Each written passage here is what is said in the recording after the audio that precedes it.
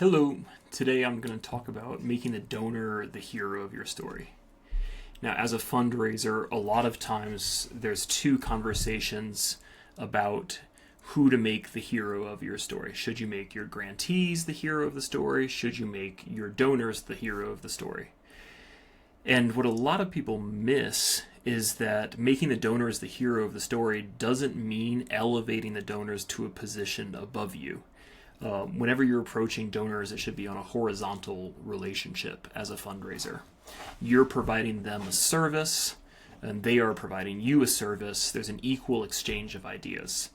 Sometimes the power dynamic is very different, and it can feel very different, but in an ideal world, you're working together on the same horizontal playing field.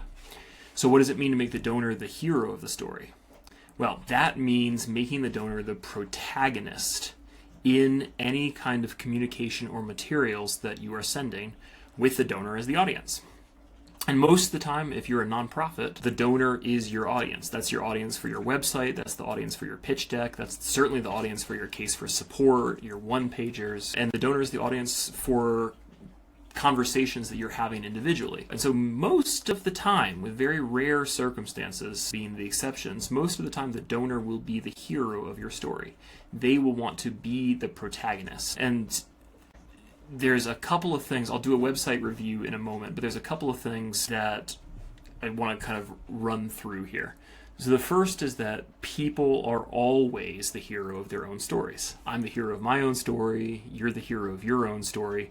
When I read something, I'm looking at it with the lens of like, what have I accomplished? What's in it for me? I don't want to be a spectator for somebody else. I want, if I am in a situation where I'm a fundraiser, I want the donor to feel like not only that they belong and that they're understood, but that they, in their actions, are making the world a better place. They're making the difference that they want to see. So this involves a tremendous sense of empathy from the fundraiser's perspective. This is especially tricky if you're not coming from a background that's used to wealth. You might not feel a lot of empathy for the donor situation. You might say, for example, oh, you have 3 vacation homes and I'm trying to buy clipboards for my organizers. It can be really hard to develop that empathy. And I think that just being honest with yourself about the work that takes is important. It doesn't mean you have to compromise on your politics, but it does mean that you have to understand where they are coming from. That is the work of fundraising, is building that empathy. And to understand that you're not going to pitch somebody in the traditional sense. What you're doing is stripping away their greed and their fear and allowing their natural generosity to come through. So you will need this sense of empathy, and to demonstrate the sense of empathy in your marketing materials. You will also need viability. A sense that you know how to do this, that they can trust you. And the example, I think it's Donald Miller who used this example first in a book called Story Brand, but I shamelessly steal it, and I encourage you to do this too, is Star Wars. The donor is Luke Skywalker driving the story forward. You, the fundraiser, are Yoda. You need to have a deep understanding for where Luke is, encourage Luke's growth, but also come across with a sense of authority. You have solved this problem before. You have a track record. You have testimonials. You have data. This isn't bragging. This is showing the donor your viability. I'm just glancing through my notes here.